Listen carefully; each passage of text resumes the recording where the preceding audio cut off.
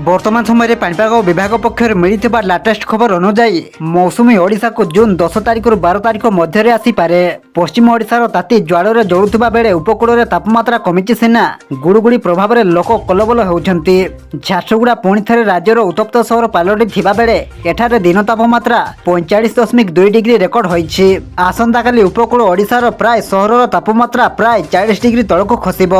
तेबे आसंतु वर्तमान समय पाणीपाग विस्तृत खबर उपर नजर पकाइबा, किंतु ता पूर्वरु वीडियो को गोटे लाइक करंतु एवं वीडियोटी को आपण मानक सांगसाथी मानक बहु मात्रा रे शेयर करंतु। जदि हम चैनल रे आपण प्रथम थर वीडियो देखुछंती ताहले एबे ही चैनल को सब्सक्राइब करी पाखरे थिबा बेल आइकन को प्रेस करी ऑल नोटिफिकेशन ऑन कर रखंतु, जहा द्वारा आगो को एमिति पाणीपाग संबंधी लेटेस्ट अपडेट आपण माने सर्वप्रथमे हम चैनल माध्यम रे पाई परिबे।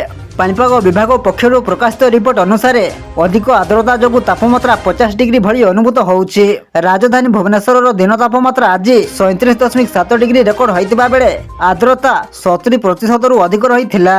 अन्यपटे मे शेष सप्ताह पर्यंत पश्चिम ओडिशा को ताती एवं उपकूल को गुड़गुड़ी मुक्ति नाही बोली पाणीपाग विशेषज्ञ सुरेंद्रनाथ पशुपालक कहते।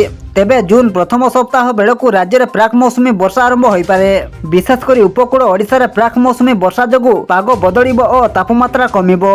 अन्य पक्षरे मौसुमी ओडिशा को जून 10 तारिख रु 12 तारिख मध्य आसीपे, जहाँ स्वाभाविक किंबा सामान्य आगुआ हो पारे बोली कृषि विशारद पाणीपाग प्रोफेसर सुरेंद्रनाथ पशुपालक पूर्वानुमान करिसेंति।